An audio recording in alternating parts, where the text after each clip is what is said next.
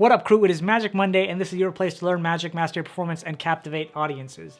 Today I have a card trick for you that works so well, right? It works so well that it's good. All right, so let's do it. All right, guys, so check this out. I got a deck of cards right here. Not just the deck, my favorite deck of cards right here. Gonna give the deck a quick little shuffle, and then I'm gonna end it with one solid cut, just like that. Love that sound. All right, so I'm gonna go through the cards like this, and you can call it stop whenever you'd like. So let's just say you say stop right around here. You want this one, this one, this one, okay? Take a look and remember this card. Don't forget it, because if you forget it, we're gonna have issues. So take a look, remember that card.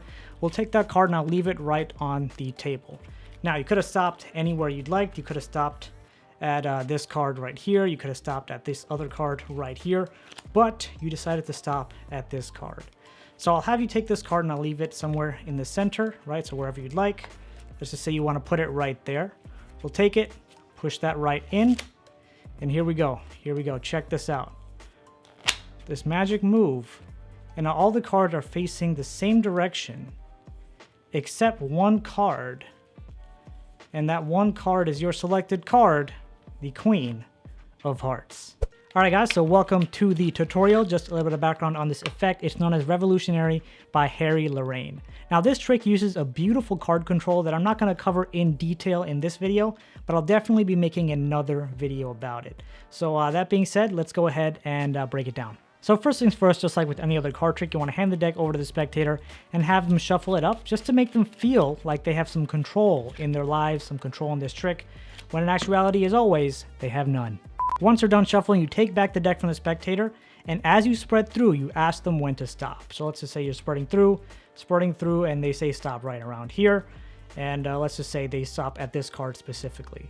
Now, as you're squaring up the spread, okay, so we're gonna have to pick a card again, but let's say when you're squaring up the spread now, they stopped at this card, right? You're squaring it up. You want to leave a bit more space here, right? A bit more space between these two cards. That's a spectator selected card. Between these two cards, so the spectator selected card, the card above it, and then a bit more space than the rest of the cards, okay? And this will make it easier to do the card control. So I have it something like this.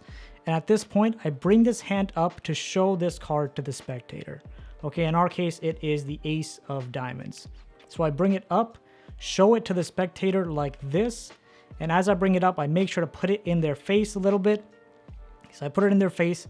And as I'm bringing my hand back now, I'm going to gesture to the spectator that I'm going to put it on top of this pile.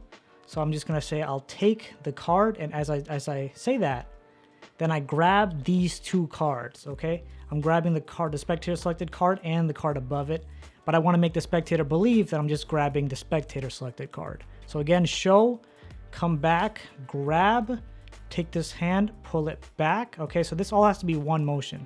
From here, you take the card like this, and then you can just display it to the spectator like this and put it down on the table, right? So doing this smooth motion will really make the spectator believe that that is their selected card. Okay, so once that is done, make sure you place that towards the spectator when you put it down. Of course, the Ace of Diamonds is now on top of the deck right here. So as you do this, now we're gonna close and square up the rest of these cards. So I like to say, square it all together. You could have stopped here, okay? Right there, they could have stopped there. And as I say that, I lift up the top card of the bottom pile. So one more time, okay? So I come back like this, start squaring it up. As I square up, I turn the top half over like this, showing they could have picked this card. I get a break right under the top card of the bottom pile with my thumb. I show them you could have stopped at this card. Then you take the rest of the bottom pile, not including this card. You could have stopped at this card. Then you put them together. Again, the card reversed is now the spectator's card. Put that on top. You could have stopped this card, that card, but you stopped at this card, and that's when I gesture to the spectator. That's the card they stopped at. Now at this point, what I like to do is I like to spread through the top part of the deck. You just want to ensure that you don't spread too far down, otherwise the spectator will see their selected card. But I like to spread through the cards like this, just to show the spectator that the card is going in the same direction as the rest of the deck. Because there are some cases, or many tricks actually, that have a card, you know, just one single card face down like this, and the spectator is asked to insert it in. So I just want to make it seem very real to the spectator that they in fact are putting their card in face down. So that's why you spread through the top couple of cards, have them put it in there. Okay, then you can spread it all, well, put it all back together, have them push it in. The more interaction with them, the better. They push it in. You could do a magic move, whatever you'd like. I just like the riff for the front of the deck. And then put the deck up like this, faces towards the spectator. Then I like to spread through. Let's pretend you're the spectator here. Spread through, spread through. We got to one reversed card. I wonder what that one reversed card is. I pull that up, go to the rest of the deck, showing that the rest of the deck is facing the same direction. And boom, here we have the spectator's selected card.